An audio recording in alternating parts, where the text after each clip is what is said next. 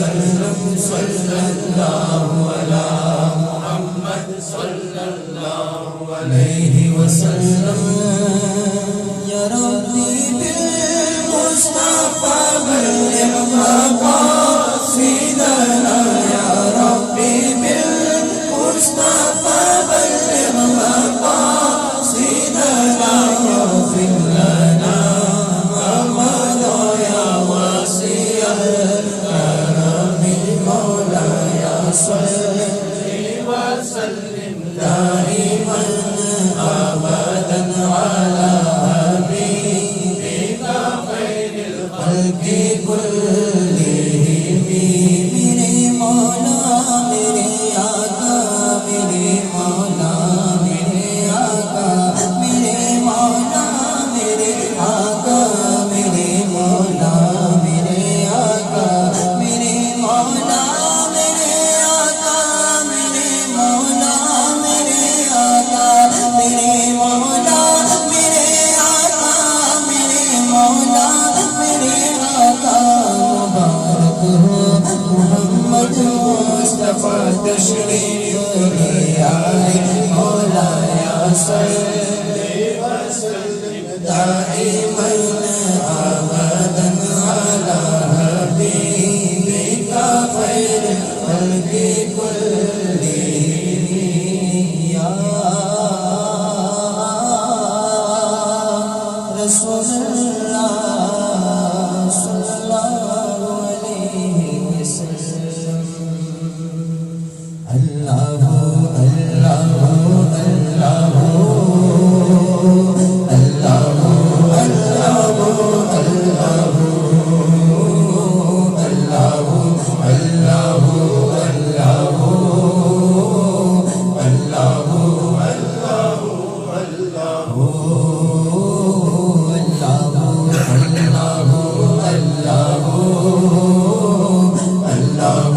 اللہ اللہ یہ زمین جب نہ تھی یہ جہاں جب نہ تھا یہ زمین جب نہ تھی یہ جہاں جب نہ تھا چاند سورج نہ تھے آسمان جب نہ تھا راز حق بھی کسی پر آیا جب نہ تھا راز حق بھی کسی پر آیا جب نہ تھا تب نہ تھا کچھ جاگا تب نہ تھا کچھ آگا تھا مگر تو ہی تو اللہ اللہ اللہ اللہ اللہ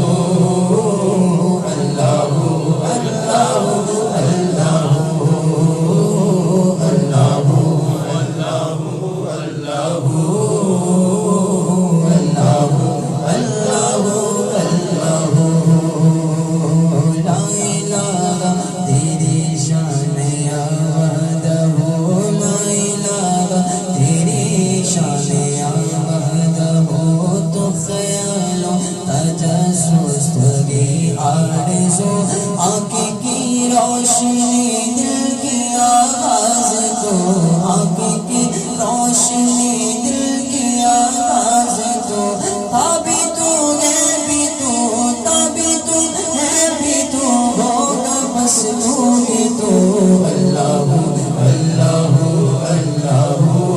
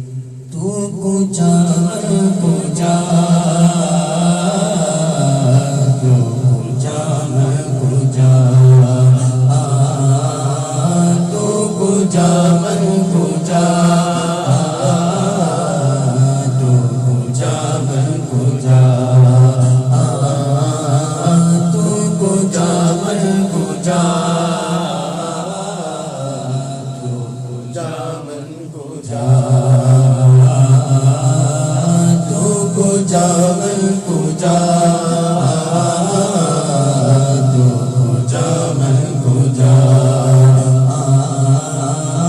تو میرے حرم میں فقیر عجم تو میرے حرم میں فقیر عجم تیرے گن اور یہ لب میں طلب ہی طلب تیرے گن اور یہ لب میں طلب ہی طلب تو عطا ہی عطا تو کجا من کجا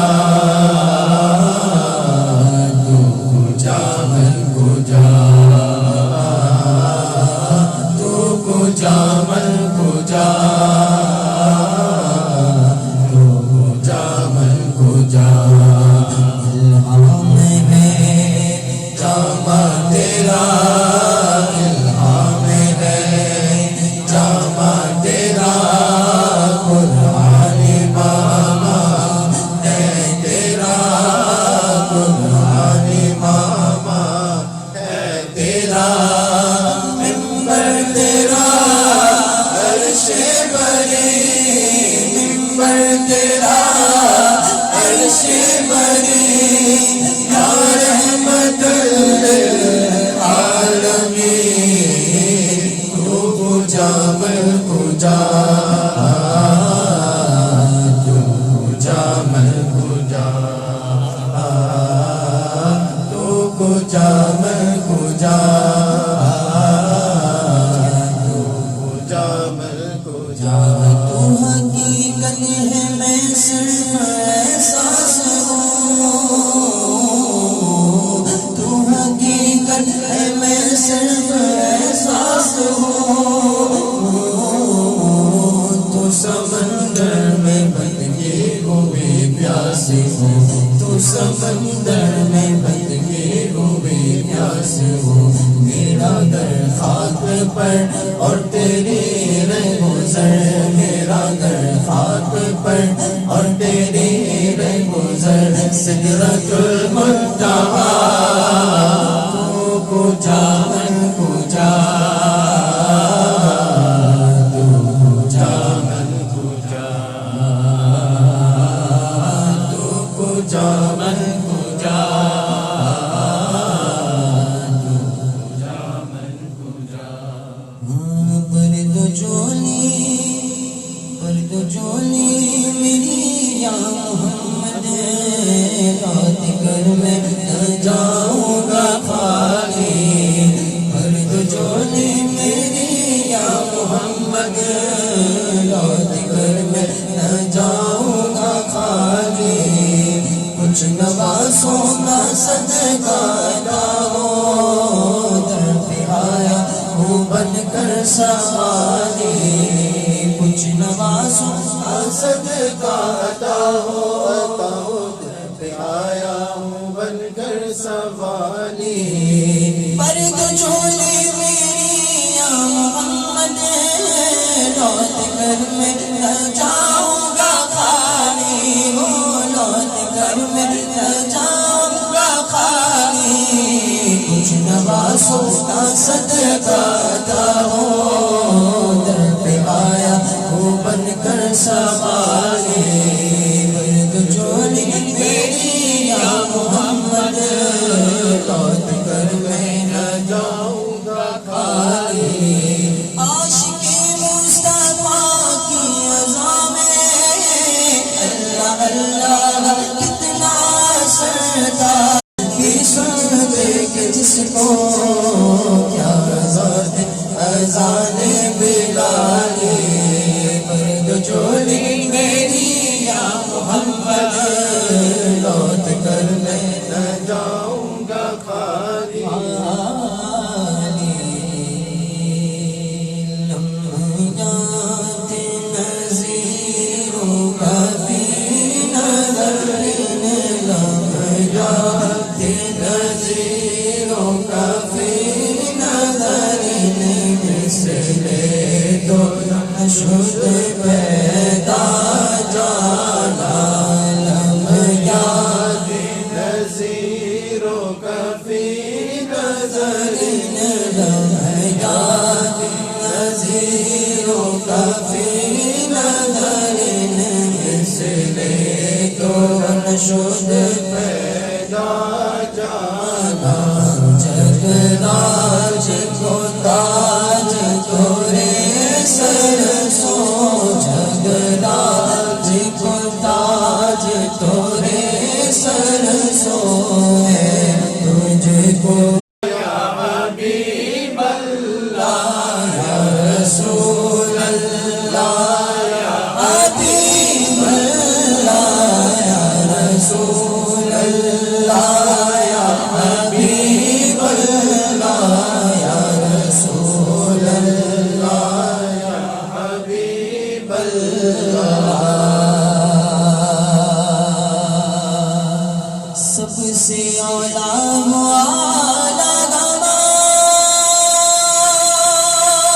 ہمارا نبی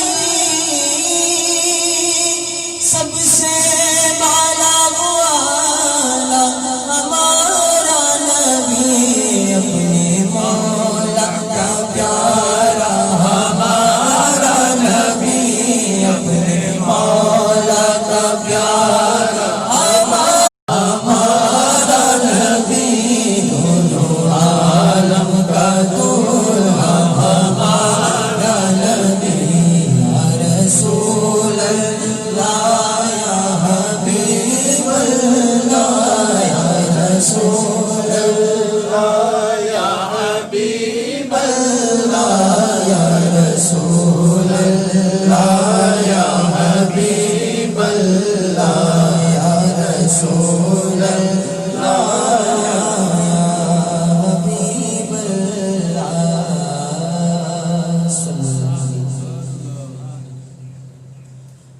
اللہم صلی وسلم وبارک علیہ یا حضرت پیران پیر یا صاحب روشن زمین کردار سگیر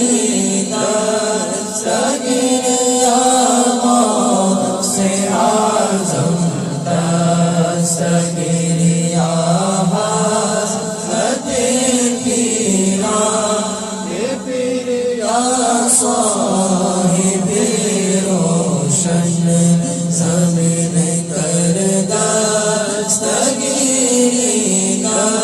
دستگیر یا غوث اعظم دستگیر مجھ کو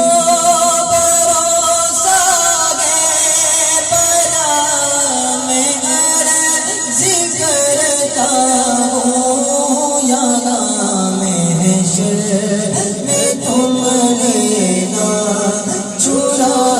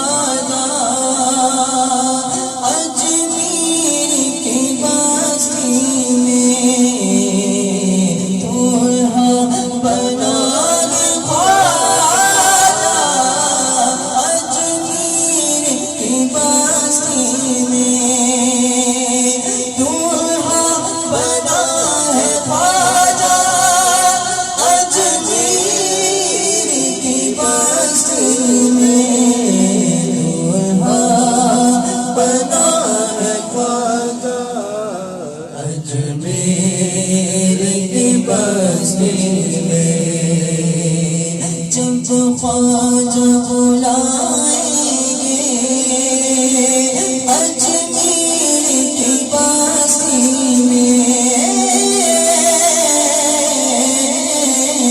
جب خواجہ بلائیں گے اجمیر کی بستی میں جب خواجہ بلائیں گے اجمیر کی بستی میں وہاں پناہ خواجہ اجمیر کی بستی میں تصویر محمد ہے چہرہ میرے خواجہ کا کعبہ ہے فقیروں کا روضہ میرے خواجہ کا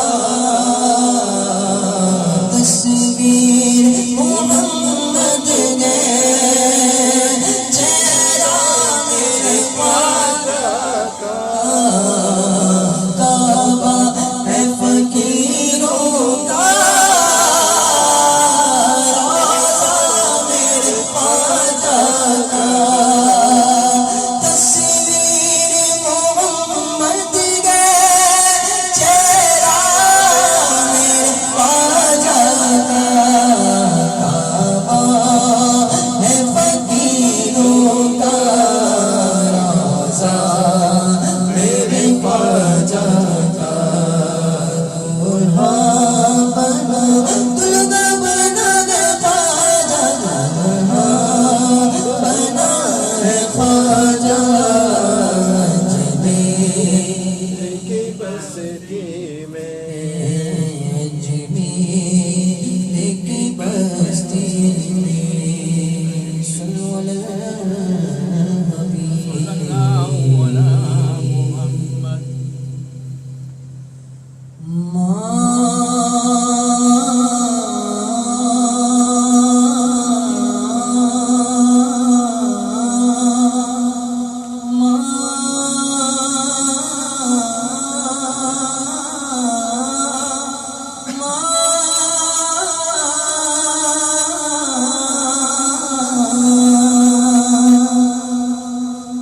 خدا نے مجھ کو دیا ماں تیری دعاؤں سے ماں تیری دعاؤں سے خدا نے مجھ کو دیا ماں تیری دعاؤں سے ماں تیری دعاؤں سے ماں کی دعا جنت کی ہوا ماں کی دعا جنت کی ہوا ماں کی دعا جنت کی ہوا ماں کی دعا جنت کی ہوا یہ کامیابی شعرا قدم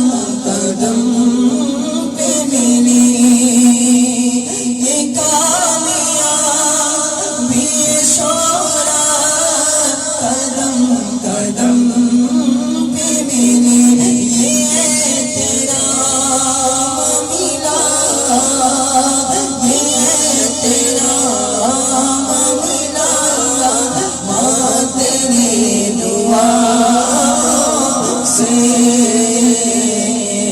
تیری دعاؤں سے ماں تیری دعا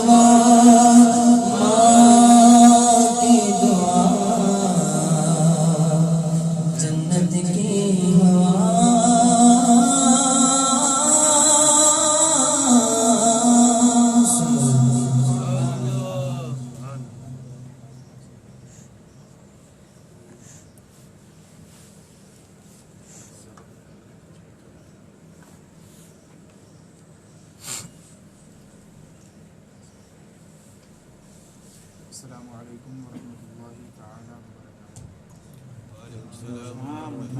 ونصلي ونسلم على رسوله الكريم. أما بعد فأعوذ بالله من الشيطان الرجيم. بسم الله الرحمن الرحيم. وما هو على الغيب بضنين. آمنت بالله صدق الله العلي العظيم وبلغنا رسوله النبي الأمين الكريم. سورج الٹے پاؤں پلٹے چاند اشارے سے ہو چار، اندھے نجدی دیکھ لے قدرت رسول اللہ کی. چاند جھک جاتا جدھر انگلی اٹھاتے مہد میں، کیا ہی چلتا تھا اشاروں پر کھلونا نور کا. تیری نسل پاک میں ہے بچہ بچہ نور کا، تو ہے عین نور تیرا سب دھرانا نور کا. بارگاہ رسالت میں محبت کے ساتھ درود پاک کا نذرانہ پیش کریں.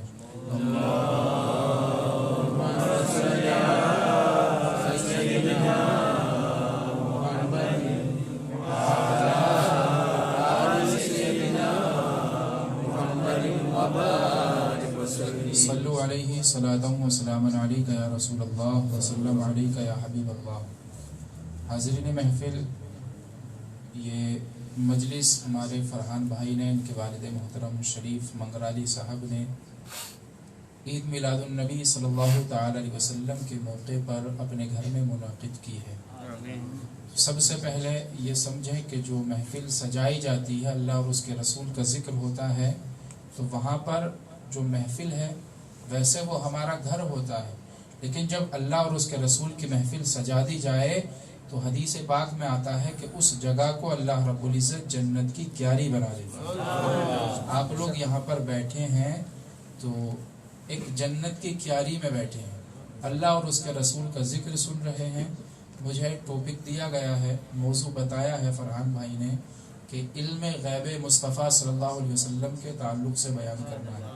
انشاءاللہ میں کوشش کروں گا، اللہ رب العزت مجھے حق بولنے کی توفیق عطا فرمائے. بخاری شریف کی حدیث پاک ہے، عن عبداللہ بن عباس رضی اللہ تعالی عنہ قال مر النبی صلی اللہ علیہ وسلم بحائط من حیطان المدینہ او مکہ فسمع صوتا انسانین یعذبان فی قبورہما. حضرت عبداللہ بن عباس رضی اللہ تعالی عنہ بیان فرماتے ہیں کہ پیارے آقا صلی اللہ تعالی علیہ وسلم مکہ شریف یا مدینہ شریف کے کسی باغ سے گزر رہے تھے. مجھے بتایا علم غیب مصطفیٰ اور جو ہے ایصال ثواب کا بھی کچھ بیان ہونا چاہیے. اس حدیث میں علم غیب بھی ہے اور ایصال ثواب کا ثبوت بھی ہے. تو ہمارے آقا صلی اللہ علیہ وسلم مکہ یا مدینہ شریف کے کسی قبرستان سے گزر رہے تھے. آپ نے قبرستان سے گزرتے ہوئے کچھ راستے میں دیکھا اور فرمایا کہ یہاں پر جہاں سے ہمارے آقا گزر رہے تھے، فرمایا کہ یہاں پر 2 قبریں ہیں. پھر ہمارے آقا نے فرمایا ان 2 قبروں میں 2 شخص موجود ہیں. پھر ہمارے آقا نے فرمایا یہ جو 2 شخص قبر میں موجود ہیں ان دونوں پر عذاب ہو رہا ہے. اس کے بعد ہمارے آقا صلی اللہ علیہ وسلم نے فرمایا ان 2 شخصوں پر جو عذاب ہو رہا ہے وہ کسی بڑے گناہ کی بنا پر نہیں، بلکہ ان میں سے ایک چغل خور تھا اور دوسرا انسان جو ہے وہ پیشاب کی چھینٹوں سے نہیں بچا کرتا تھا. ان 2 گناہوں کی وجہ سے ان دونوں پر عذاب ہو رہا ہے.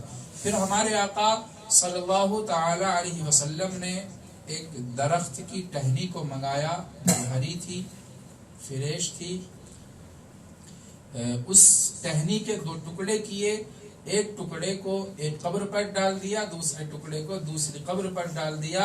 پھر ہمارے آقا صلی اللہ علیہ وسلم نے ایسا کیوں کیا؟ تاکہ ان 2 قبروں میں جو عذاب ہو رہا ہو اس ٹہنی کی وجہ سے اللہ رب العزت اس عذاب کو ختم کر دے. محبت سے بولیں سبحان اللہ. اس حدیث پاک سے ہمارے آقا کے کئی علم غیب ثابت ہو رہے ہیں.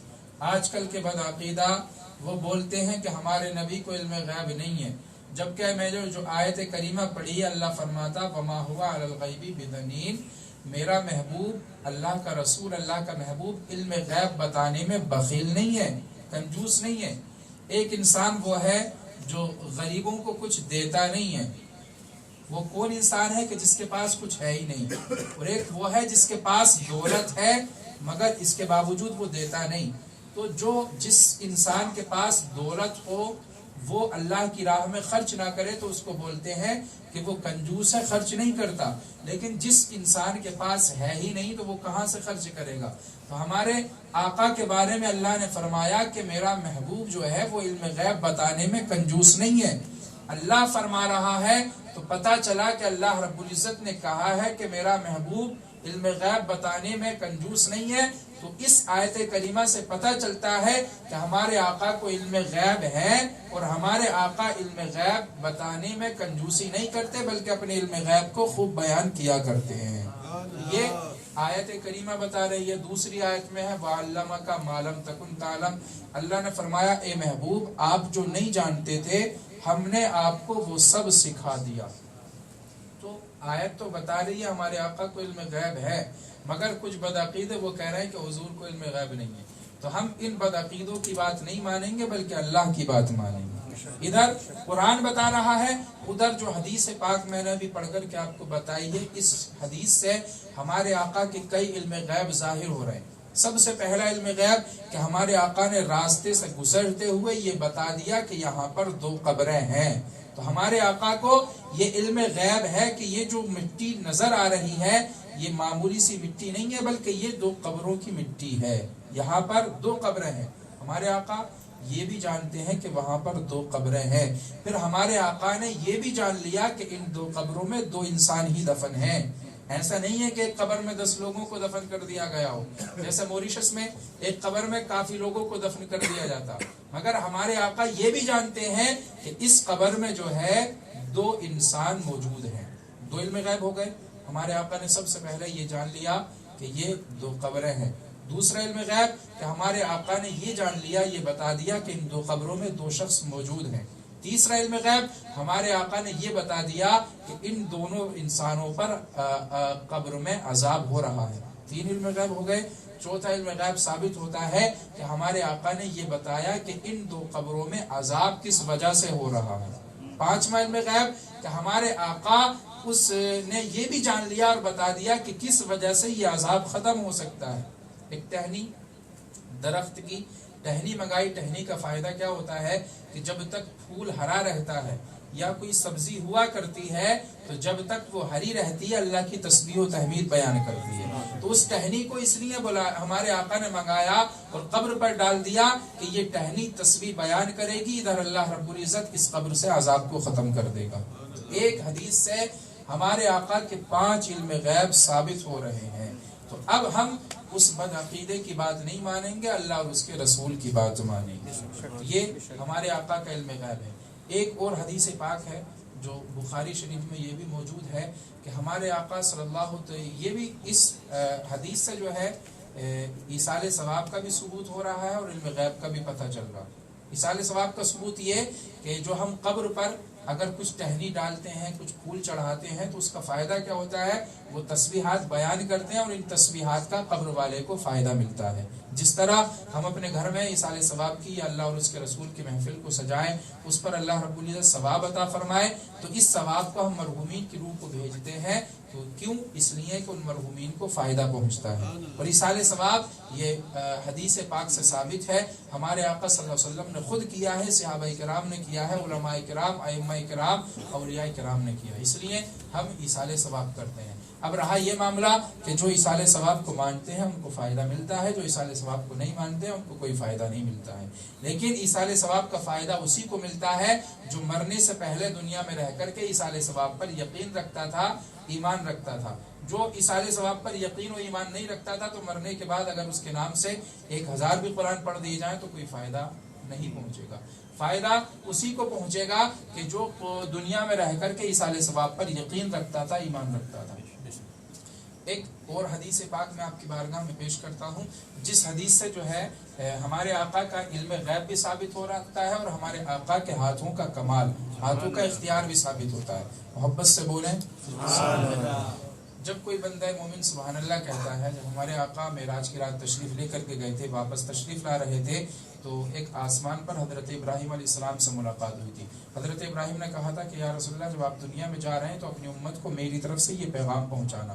وہ یہ بتانا کہ جو بندے مومن لا الہ الا اللہ پڑھے گا تو اللہ رب العزت اس بندے کی جانب سے جنت میں اس کا ایک مکان بنا دے گا، اور جو انسان اس مکان کو سجانا چاہے، سنوارنا چاہے، اچھا خوبصورت کرنا چاہے تو وہ دنیا میں رہ کر کے سبحان اللہ کہہ دیا کرے، ادھر وہ سبحان اللہ کہے گا، ادھر اللہ رب العزت اس کا جنت میں مکان کو سجا دے گا۔ سبحان اللہ کہتے رہا کریں، جب بھی آپ بیٹھیں کسی بھی محفل میں سبحان اللہ ضرور پڑھا کریں، ضرور بولا کریں۔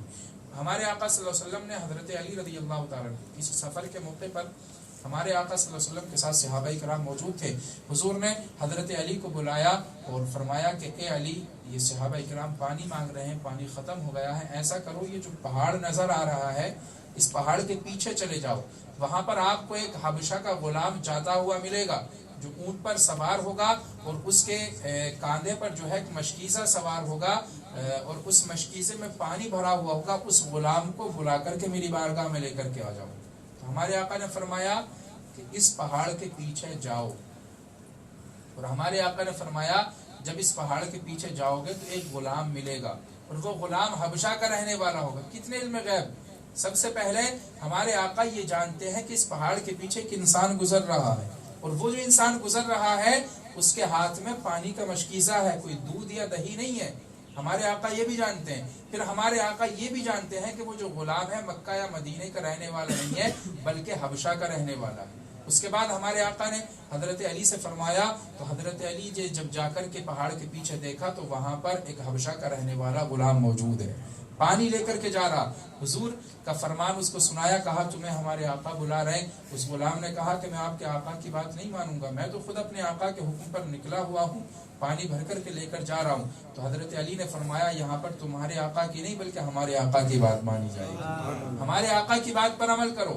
اب کوئی کہے کہ حضرت علی دادا گیری دکھا رہے تھے، اپنی طاقت دکھا رہے تھے، تو نہیں، یہ دادا گیری نہیں، بلکہ حضرت علی جانتے تھے کہ اس آقا کے پاس کوئی فائدہ نہیں ہے مگر اس دو جہاں کے آقا کے پاس بے شمار فائدے ہیں، اس کی قسمت سنور جائے گی، یہ جہنم سے بچ جائے گا، جنت کا حقدار بن جائے گا۔ اس لیے حضرت علی اس کو بلا کر کے پیارے آقا کی بارگاہ میں لائے۔ اب اس غلام نے حضور اکرم صلی اللہ علیہ وسلم کے چہرے کو دیکھا، دیکھ کر کے حیران رہ گیا، اتنا خوبصورت چہرہ کہ آج تک دیکھا ہی نہیں، جس کے چہرے کے بارے میں حضرت حسان نے کہا وَحَسَنُ مِنْكَ لَمْ تَرَقَتُ عَيْنِي کہ یا رسول اللہ آپ سے زیادہ خوبصورت حسان کی نظروں نے کسی کو دیکھا ہی نہیں، جن کے چہرے کے بارے میں حضرت جبریل امین نے کہا یہی بولے صدر والے چمنے جہاں کے تھالے سبھی میں نے چھانے ڈالے، تیرے پائے کا نہ پایا، تجھے یک نے یک بنایا، تجھے حمد ہے خدایا۔ اور اعلیٰ حضرت بولے لم یاتی نذیرک فی نظر مثلے تو نشد پیدا جانا، جگراج کو تاج ترے سرسو ہے تجھ کو شہ دوسرا جانا۔ وہ اتنا خوبصورت چہرہ اس غلام نے دیکھا تو ہمارے آقا صلی اللہ علیہ وسلم کو دیکھ کر دیکھتا ہی رہ گیا، گویا کہ اس کا دل دھل رہا ہے۔ ہمارے آقا کے چہرے میں اتنا نور ہے کہ جس نے دیکھ لیا اللہ نے اس کی قسمت کو سنوار دیا ہے۔ اس غلام نے محبت کی نظروں سے دیکھا۔ ہمارے آقا نے فرمایا کہ ایسا کرو کہ تم جو ہے کچھ پانی دے دو، میں ان اپنے غلاموں کو صحابہ کرام کو پانی پلاؤں گا، جب یہ پی لیں گے تو واپس کر دوں گا۔ تو اس غلام نے کہا یہ کیسی لوجک ہے، پانی میں آپ سے لوں گا، آپ مجھ سے پانی لے رہے ہیں اور ان غلاموں کو پلائیں گے تو پانی تو ختم ہو جائے گا، کہاں بچے گا جو آپ مجھے واپس کرو گے؟ تو حضور نے فرمایا دے کر تو دیکھو۔ ہمارے آقا نے اس سے پانی لیا، پھر ہمارے آقا نے اس پانی کے مشکیزے سے تھوڑا سا پانی لیا اور اس پانی میں حضور نے اپنا دستے مبارک رکھ دیا۔ حضرت علی فرماتے جیسے ہی حضور نے اپنا دست مبارک اس پانی کے پیالے کے اندر رکھا تو پانی اس طرح نکل رہا تھا جیسے کہ پانی کا کوئی چشمہ ابل آیا ہو۔ محبت سے بولیں کوئی پانی کا چشمہ ابل آیا ہو۔ ادھر حضور اکرم صلی اللہ علیہ وسلم کے دست مبارک کا کمال کہ پانی کا چشمہ ابل آیا۔ حضرت علی فرماتے ہیں جتنے بھی لوگ تھے وہاں پر بے شمار پیٹ بھر کر کے اچھی طرح سے پانی پی لیا۔ اسی واقعے کی طرف اعلیٰ حضرت نے منظر کشائی کی ہے۔ اعلیٰ حضرت نے بیان فرمایا ہے کہ انگلیاں ہیں فیض پر ٹوٹے ہیں پیاسے جھوم کر، ندیاں پنجاب رحمت کی ہیں جاری واہ واہ، اور وہ جب چاہیں انگلیوں کی گھائیوں سے ہوں رواں چشمے، جہاں رکھ دیں قدم آقا وہیں گلزار ہو جائے۔ مالک کونین ہیں وہ پاس کچھ رکھتے نہیں، دو جہاں کی نعمتیں ہیں ان کے خالی ہاتھ میں۔ تو ادھر پیارے آقا نے پانی لیا، جتنے بھی لوگ وہاں پر موجود تھے سب نے پانی پیا۔ برتنوں میں بھرا، جس کو غسل کرنا تھا غسل کر لیا، جس کو وضو کرنا تھا وضو کر لیا۔ اس کے بعد پیارے آقا نے اس غلام کے سے جو پانی لیا تھا وہ فرمایا کہ اے غلام، جب تم یہاں پر آئے تھے تو تمہارا مشکیزہ کچھ خالی تھا، اب اپنے مشکیزے کو فل طریقے سے پوری طرح سے بھر لو، اور اگر اس کے علاوہ بھی کوئی برتن ہے تو اس کو بھی بھر لو، پھر اس پانی کو اپنے آقا کو جا کر کے دے دینا۔ تو اس نے کہا حضور آپ نے اتنے تھوڑے سے پانی سے اتنے زیادہ لوگوں کو پانی پلا دیا، میں تو آپ کا غلام بن گیا، اب میں اپنے آقا کے پاس نہیں جاؤں گا بلکہ میں آپ کی غلامی میں آ چکا ہوں۔ حضور نے فرمایا کہ ہم کسی کو زبردستی اس طرح نہیں لیتے ہیں، غلامی میں قبول نہیں کرتے، تم جس کے غلام ہو وہیں پر جا کر کے غلامی کرو۔ تو پیارے آقا صلی اللہ علیہ وسلم کے ہاتھ پر اس نے ہاتھ رکھ کر کے کلمہ پڑھ لیا، مسلمان بنا۔ حضور نے فرمایا کہ جاؤ اپنے آقا کے پاس۔ اس نے کہا حضور میں ایسے نہیں جاؤں گا، میں جاؤں گا تو میرا آقا مجھے مارے گا، کہے گا اتنی دیر تک کہاں تھے، کیسے واپس آئے ہو، کہاں تھے، کہ کیسے وقت گزارا۔ تو حضور نے فرمایا جاؤ تو صحیح، جا کر کے بول دینا کہ مجھے اللہ کے رسول نے روک لیا تھا۔ کہا میرے پاس پروف کیا ہے، دلیل کیا ہے؟ وہ مجھ سے پوچھے گا تمہارے پاس ثبوت کیا ہے کہ اللہ کے رسول نے تمہیں روکا تھا، تو میں کیا جواب دوں گا؟ تو حضور نے اپنا دست مبارک اس غلام کے چہرے پر پھیرا، وہ پہلے حبشہ کا رہنے والا کالا تھا، مگر اللہ کے رسول نے ہاتھ پھیرا تو وہ گورا بن گیا، اس کے چہرے پر نور آ گیا، بے شمار نور آ گیا کہ اس کا چہرہ چمکنے لگا۔ اب یہ اپنے آقا کے پاس پہنچا، جب آقا صلی اللہ علیہ وسلم کے پاس اپنے آقا کے پاس پہنچا، جا کر کے آقا کی بارگاہ میں گیا تو آقا نے پوچھا کہ کیا حال ہے، تم تو میرے غلام نہیں ہو۔ تو اس نے کہا میں تمہارا ہی غلام ہوں۔ تو اس آقا نے کہا کہ جب یہاں سے گئے تھے تو کالے تھے، اب گورے کیسے ہو کر کے آئے ہو؟ تو کہا ایک اللہ کا رسول ہے جو اپنے آپ کو اللہ کا رسول بتاتے ہیں، ان کے ہاتھ میں اللہ نے اتنی طاقت دی ہے کہ اگر وہ کالے کے چہرے پر ہاتھ پھرا دیں تو اللہ اس کو خوبصورت کر دیتا۔ تو کہا کوئی ایسا بھی انسان ہے جو دنیا میں رہ کر کے کسی کالے کو گورا بنا دے؟ یہ تو اللہ رب العزت کی طاقت ہے۔ تو کہا یہ اللہ رب العزت کی دی ہوئی طاقت ان کے پاس ہے کہ جس کے چہرے پر ہاتھ پھیر دیتے ہیں تو اس کے چہرے کو خوبصورت بنا دیتے ہیں۔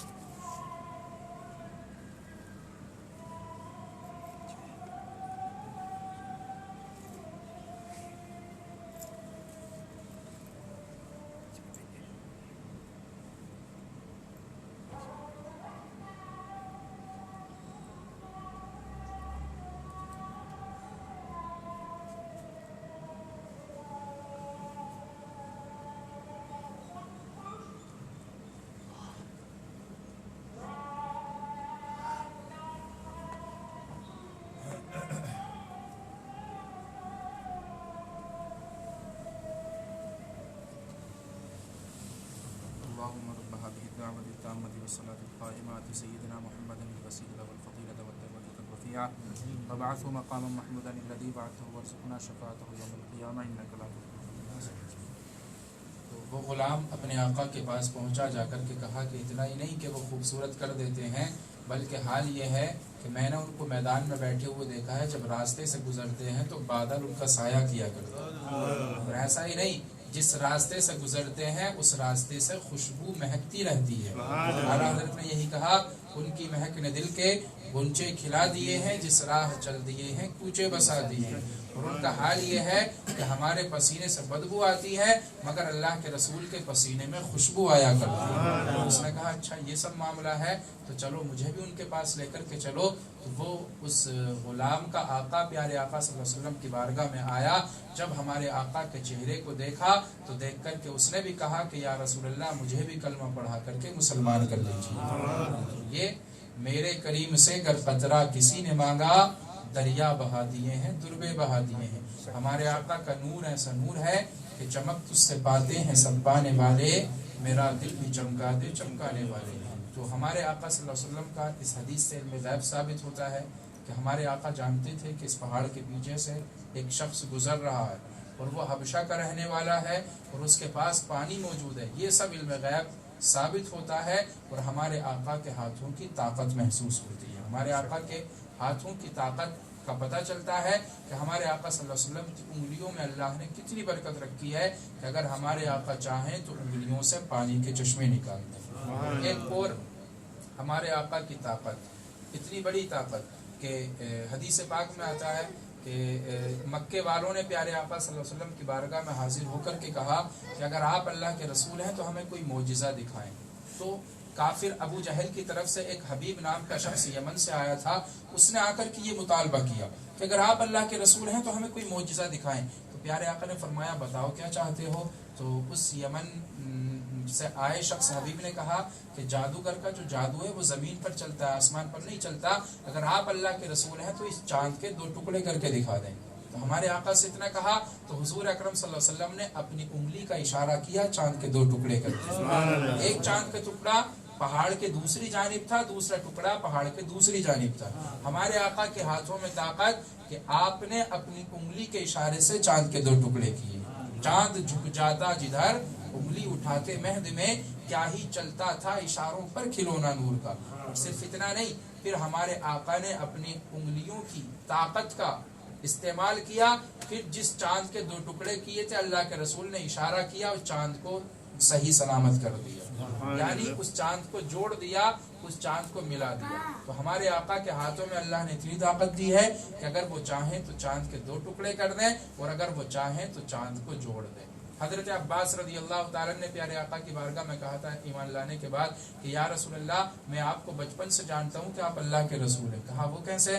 تو حضرت عباس نے کہا یا رسول اللہ جب آپ چھوٹے سے بچے تھے، جب کھلونے میں کھیلتے تھے، جھولے میں جھولتے تھے تو میں آپ کے ہاتھوں کے اشاروں کو دیکھتا تھا، آپ کی انگلیاں جس طرف جاتی تھی چاند بھی اسی طرف جایا کرتا تھا. میرے آقا نے فرمایا یہ تو چھوٹی بات ہے میرے چچا، اس سے بڑی بات یہ ہے کہ جب میں اپنی ماں کے پیٹ میں تھا تو لوہے محفوظ پر چلنے والے قدرت کے قلم کی آواز کو اپنے کانوں سے سنا کرتا تھا. اور جب چاند و سورج نکلتے تھے اللہ کی تسبیح و تحمید بیان کرتے تھے تو میں اپنے ماں کی پیٹ میں اس چاند و سورج کی تسبیح و تحمید کی آواز کو سن لیا کرتا تھا. ہمارے آقا کے کانوں کی طاقت کا عالم یہ ہے. یہی اعلیٰ حضرت نے کہا کہ ہم یہاں سے پکاریں وہاں وہ سنیں، مصطفیٰ کی سماعت پہ لاکھوں سلام، دور و نزدیک کے سننے والے وہ کان کانے ڈالے، کرامت پہ لاکھوں سلام. تو جو آقا اپنی ماں کے پیٹ میں رہ کر کے لوہے محفوظ پر چلنے والے قدرت کے قلم کی آواز کو سن سکتا ہے، وہی کریم آقا گنبد خضرا میں آرام فرمانے کے بعد ہم امتیوں کے لبوں سے پڑھے ہوئے درود پاک کو اپنے کانوں سے سن سکتا ہے. ہمارے آقا نے خود فرمایا ہے اسماء صلاۃ اہلی محبتی وعرفہم، بندے جو جب تم درود پڑھتے ہو تو تمہارا درود فرشتوں کے ذریعے میری بارگاہ میں پیش کیا جاتا، مگر اہل محبت کا جس نے درود پاک محبت کے ساتھ پڑھا تو اس خوش نصیب انسان کے درود پاک کو میں خود اپنے کانوں سے سنا کرتا ہوں، وعرفہم، اور میں اس کو پہچانتا بھی ہوں. تو زیادہ سے زیادہ درود پاک پڑھا کریں. فرحان بھائی کی طرف طرف سے شریف بھائی کی طرف سے یہی پیغام ہے کہ درود پاک پڑھنے کا وظیفہ بنا لیں.